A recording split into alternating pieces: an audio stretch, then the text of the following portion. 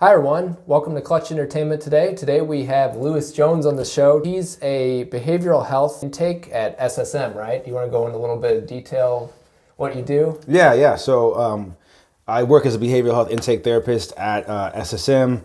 So what that entails is doing assessments on people who come to the emergency room. Emergency room is definitely a place a lot of people come when they're in mental health crisis. And so my role is to help to assess people, learn about them, learn how we can best serve them. And then I work with a psychiatric team to figure out what the best level of care is for that person, figure out if they need to be discharged or brought into the inpatient psychiatric unit. And then I work on all the back end stuff, work on their insurance. I talk to all the nurses, make sure that everything's set up, the places that they want to go, and make sure that they have a good transition into that. And then if they are leaving, make sure they're set up with resources that can support them. And in the past, I've also worked in the inpatient psychiatric unit with adults primarily, but also some senior citizens, geriatric patients. That sounds like a lot of responsibility. No, it's actually, once you're trained to do it, it's a job, right? Right, exactly. Yeah. Today we're going to be talking about mental health and faith in God, so how those two go together. And Lewis has a little bit of experience with that, obviously. So talk about like how mental health intersects with the faith in God. We're going to talk about some experiences Lewis has had in the field, a few Q&A questions at the end. So we'll get right into it. You ready for it? Yeah, let's go.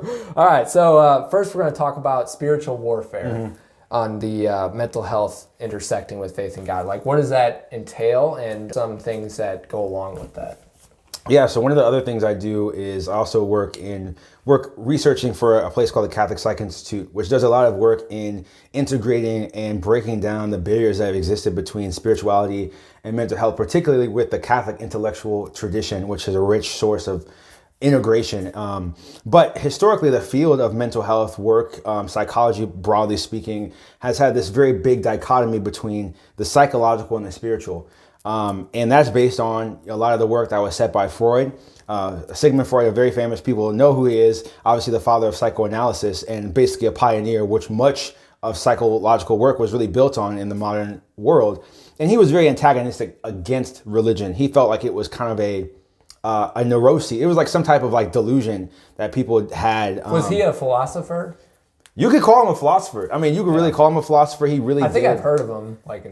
Sigmund Freud is, you could call him a philosopher. He really had a big impact on philosophy and a lot of other fields, actually, literature, analysis, all type of stuff. He's really famous in so many ways. He's one of the biggest intellectual figures of the past 200 years. But also, he is very wrong on many things, including this. And even his own field has now proved that that's the case. He kind of had this knee-jerk reaction against religiosity in his analysis work. And now we know very clearly that spirituality is actually a very supportive factor for people's healing and recovery. It's a very important factor of people's lives. Every person trained in graduate school is trained to be respectful of someone's spirituality and spiritual development.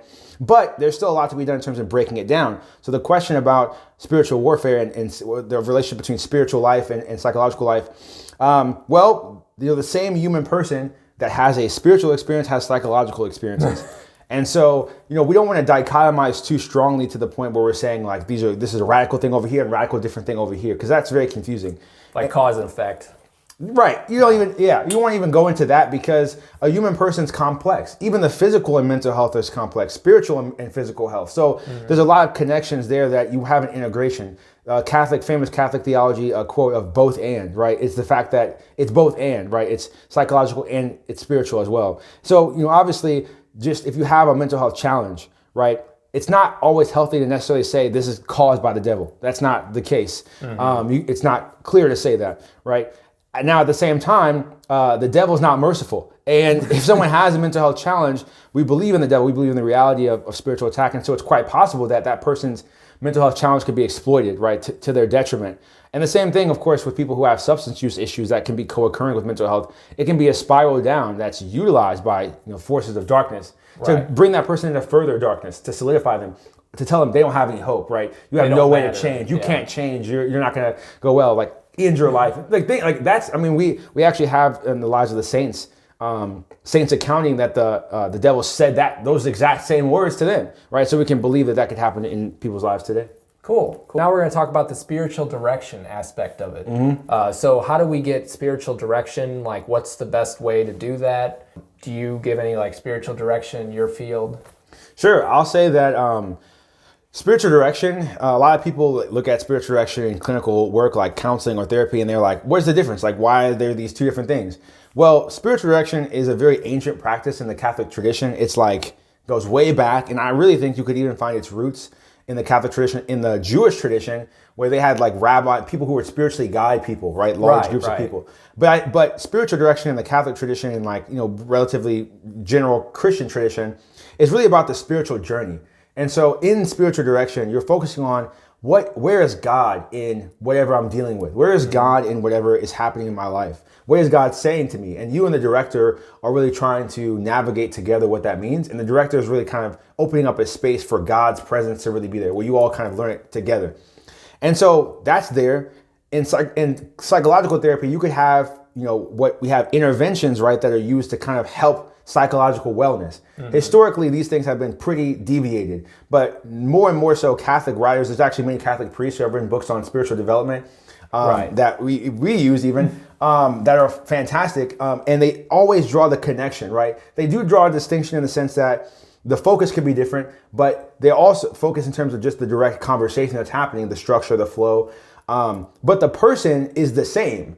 And so there's definitely room for there to be integration, deeper integration between the two. But I would say, like, what is spiritual direction? It's really about guiding someone or helping someone to see where God is active in their life and moving and calling them to go. And psychological interventions or therapeutic interventions are really about, how do I get somebody to psychological wholeness, or how do we get to psychological wholeness together? And there's a lot of complementarity there. Often as someone improves their psychological wellness, they'll be better able to feel comfortable engaging in better spiritual wellness, and vice versa. As someone grows in their spiritual life, they may see, wow, like I feel like more, able to deal with some of these psychological issues. I feel like I'm more able to engage in this other therapy over here. I'm better able to find meaning in my life and value in my life. And so there's a lot of, people find different ways that they can come to healing, and we should have more integration, not less. There's also the prayer and holiness aspect of it. Yeah. So we should do daily prayer, and then we should focus on our faith in God, right? I mean, definitely. We should definitely do that. Yeah. Definitely focus on, your spiritual. And I'll say, what is daily prayer? That could be different for different people, right? Some person could do the liturgy of the hours. And they can pray it affects everyone differently with their relationship with God, too. Sure, yeah. And so, definitely there's research to support the fact that spiritual practices can support mental, psychological wellness. And now we don't need a study to say that, but I do think that that's supported also. And also we should have habits of psychological wellness, daily things that we do. Some people I keep my own tracker of things that I do every day to help support my overall wellness. Spiritual and psychological and intellectual are all on the same tracker, and I track that daily. And that's something that a lot of people do. And if you go to like a psychological, maybe cognitive behavioral therapy, you may get action plans that you do every week, things that you hit as targets. Like, I want to do this. I want to like building habits. Right. Yeah. Building habits. And, in the Catholic tradition, habits is very important because good habits are the foundation of virtue. We're habitual beings. So. Yeah, exactly. So creatures of habit. You see the connection between these things. Like, there's a lot of overlap, right? And so that's why I think it's important that people really in their minds try to break down as many barriers as possible, while saying that there can be, for example, you can have a nun who's engaging someone in spiritual direction. They may not have any psychological training, but their holiness and their capacity to give good spiritual advice is valuable. And you don't need a license to do that, right? You can just be a holy person. As God's speaking through them. Exactly, right, because God can use that. And you can also have a clinician, and this is true, a lot of people say, should I only have a Catholic therapist? I would say definitely have a therapist that you feel comfortable with in your tradition that may be for you, somebody of your same religion. But there's also people who see people who are not of their same religion and feel supported in the psychological I feel part. Christian, even if they're just Christian, it still works out too. Because they still have a similar belief, but they may not be an actual, the same 100% with you. But they're still on your side, they're still our brothers and sisters in Christ, Sure. They still understand that God is the one in control. Sure. So I feel like having that additional support, at least having them at least Christian, I feel like that would be a better aspect of it. Yeah. Those are all some good aspects of it. So now we're going to talk about some of the experiences you've had. Sure. Do you have any quick stories off the top of your head? I mean, one story I'll talk about that actually is kind of connected to the themes we're talking about is just the interconnectedness, just the humanity of people, and the fact that when you draw this really deep line between spiritual and psychological, it breaks down in practice. So I was running a group one time in an inpatient psychiatric unit, And in an inpatient psych unit, you get people of a variety of different backgrounds, a lot of different experiences. Some people are there, rich. Yeah, sociological experiences. There's people who are there because they had a time of depression. Maybe it's a couple of times that they've had this. There's people who are there who've been coming for 30 years, right? Who have deep psychosis, and they're all together. So even in a group, you're running a group with all these different people. So there can be a lot going on sometimes in groups. But I started experimenting with a group. It's evidence-based on forgiveness therapy. And it was rolled out as a process. So the forgiveness therapy group is really about what is the process of forgiveness. And in the group, we talk about, we break down the difference between forgiveness and reconciliation. Forgiveness as process versus forgiveness as feeling. And we break that down, and a lot of people have never heard it like that. And then we talk about like, how is that applicable to our own lives? And I ran this group a few times, so I felt pretty good about it. I felt like it's touching people. And one time there was a guy in the group who, he, I think, had suffered from some depression, and then some substance use had been there in the past, but he also had a lot of family issues, and with his dad, like I think there's a lot of abuse, things that happened in his childhood that was really deep for him. After that group though, he was really able to open up, and after years was able to call his dad right after that group and start the process of forgiveness, even though I told him forgiveness is not reconciliation. Like, you can forgive someone yourself. You don't need someone else to forgive. You can choose to forgive. Forgiveness is a choice and a process. And also, it's okay to say, like, I'm not ready to forgive right now. And as Christians, we'll say, well, you have to forgive. That's true. But as a psychological process, sometimes people can be like, I still just don't even know how I've been affected to even forgive, to even be in a place to make the choice. Like, right. Especially with a family member, if somebody in your childhood has wounded you so bad, you're like, you don't even know how to walk through that. So you can say, yeah, I forgive them, but really, have you really internally forgiven them? Because it's so deep in your life. And so you have to walk through the process with that. As Christians, we don't want to just have a fake forgiveness. We want to have a real process of forgiveness. It's authentic, and deep. So that's one story. What are some of the types of therapy? Yeah, there's a lot. A lot of people don't know that there really are like so many different types of therapies. And like you've mentioned before, the cognitive behavioral therapy.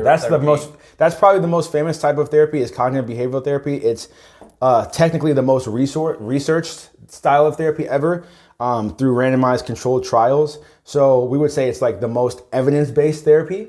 And cognitive behavioral therapy is based on the cognitive model. It was really pioneered by Dr. Aaron Beck, who was a psychiatrist and a psychoanalyst I think he was based in psychoanalysis originally.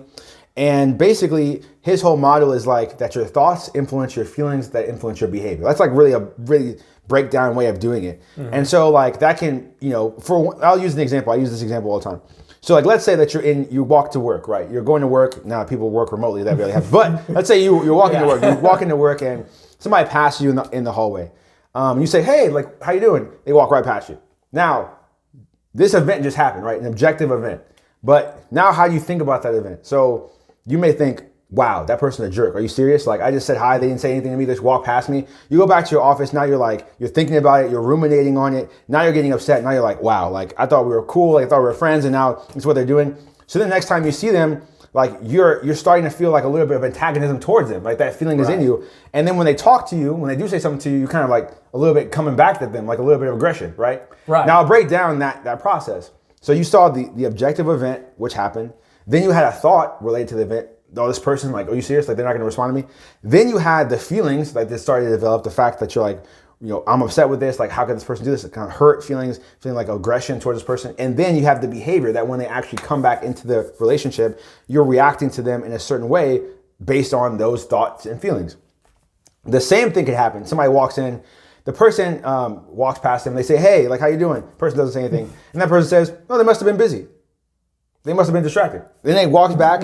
His emotions are nothing. Like, he's not even thinking about it. It's totally out of his mind. It's totally past. And the next time he sees them, they just talk like it's normal. Because actually that other person, let's say that in reality they were distracted. So when the first person talks to them again, is upset about it, responds with aggression towards them, that's a whole internal process. That's something that's happening within that person. And the other person is not even part of that. And so I feel like we all do that. Yeah, it's totally human. This is actually the whole CBT. This is what it's based off. This is what CBT is based off of. That whole cognitive model is not only for people who are experiencing mental health challenges, that's for every person. Now, it's only that we call it cognitive distortions. When you have thoughts, distortions in your thinking that start to blind you. And there's a whole like large history of different cognitive distortions that we walk through with people about like, what could it be that that could be influencing your thoughts that then influence your feelings that then influence your behaviors. Right.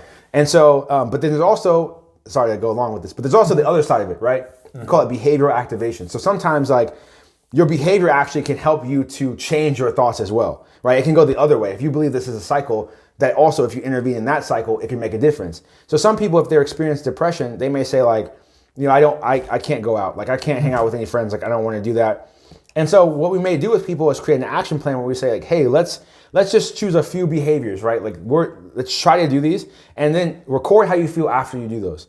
Or journal it too. Yeah, journal it. Yeah, exactly. Yeah. And often what happens is we find that when people engage in behaviors, they may still have thoughts, right? But as they develop the habit of engaging in behaviors, it can actually change their thought patterns and their feelings about doing things. Because depression, one of the symptoms of it is isolation.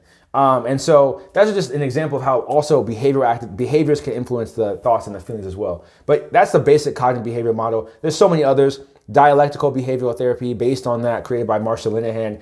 I have also used a model less popular, interpersonal model, which is based in psychodynamics. And it's basically this idea that your childhood really impacts how these templates that you understand relationships to be. And as you get older, you replay these templates over and over in your life. I believe that. Yeah, I mean, you replay these templates until you have a corrective emotional experience, an emotional experience that helps you to kind of like reset. And some of these things are unconscious, right? And St. John Paul II, the great saint, even wrote about the unconscious mind. He said the highest, it was basically like he said the highest activity or the highest purpose of education is to bring basically the unconscious into the conscious. And so, this is something that's real and things that you may not be aware of from your childhood, from growing up, just from the relationships that you had. Because we're relational beings from our infancy. We've actually discovered that even from the womb, we're relational beings. And so, that's something that can also impact you psychologically. So there's different theories, psychoanalysis, there's a lot.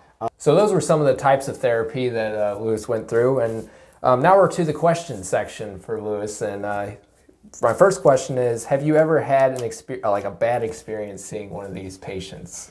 Yeah, I don't want to call it necessarily a bad experience because I know that people coming into different spaces are in their maybe worst experience or like experiencing like a lot.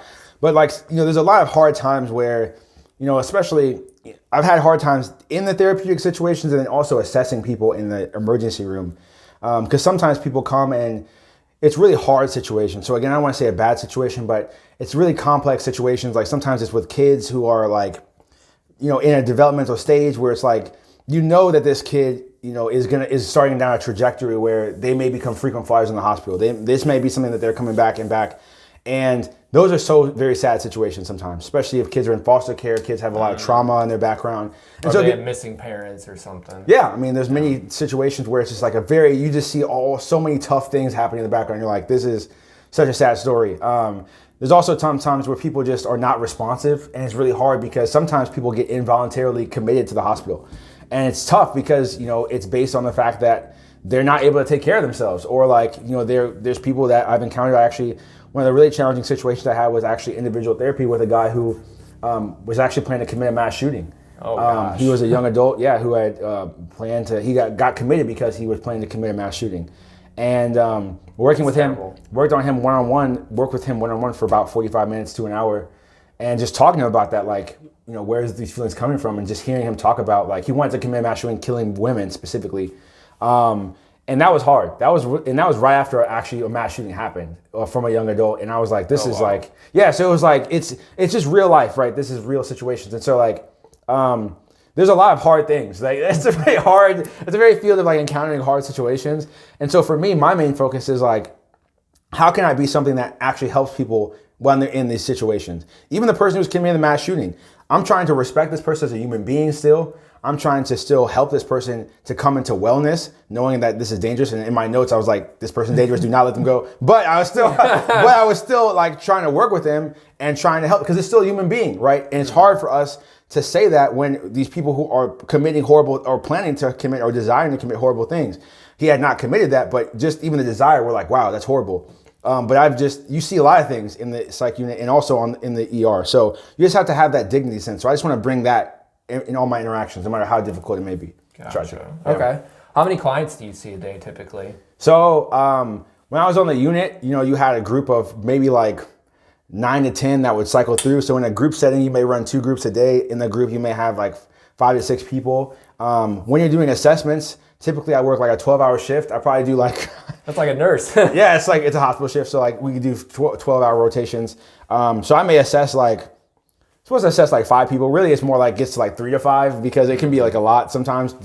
It may be an extended process if you have to get like, if it's a kid, you have to talk to their parents, you have to work with a psychiatrist. It's like a lot of stuff going back and forth. So try to do 3 to 5 assessments a day. I think we easily hit 3, but sometimes more. And yeah, it can vary in terms of any given day, the level of intensity. Gotcha. And then my last question is, can you assist friends or family? Yeah, no, you cannot see, it's called a dual relationship, and that's where you have both the therapeutic relationship and then some other relationship, whether it's a friendship or whether it's, a family relationship. And just there's a conflict of interest, right? I think we know that term from business or other things, nonprofit work. It's a conflict of interest where you have 2 different like ends to a relationship. One end of a relationship is therapeutic, and the other one is like personal enjoyment, right? Or like family connection. And so it could like muddy the waters of like how to treat people ethically. So definitely that is totally inappropriate. It's even inappropriate to have a relationship with someone after the therapy's over. So like it's kind of inappropriate to have a sexual relationship, for example. If you get married to someone you were a therapist for, like, yeah, because there's a lot of power dynamics there that can be inappropriate, right? And so there's a lot of ethics that people are trained to deal with, and if you don't abide by those, you can lose your license. So there's a lot of legal ramifications around that, just to protect people, from abuse and stuff. So. Okay. Well, thank you for watching today, everyone. This was Lewis, and this is Philip. We talked about just a bunch of different things with like mental health and our faith in God. And thank you very much for being on the show today, Lewis. Yeah, it was great. Appreciate it. Yeah, thanks, man. It was great, yeah. So if you have any additional questions, just leave them in the comments below. And if you want to provide some of those links to me, I'll put them in the description below. Sure. And we should be good to go. So thank you very much, and have a great rest of your day.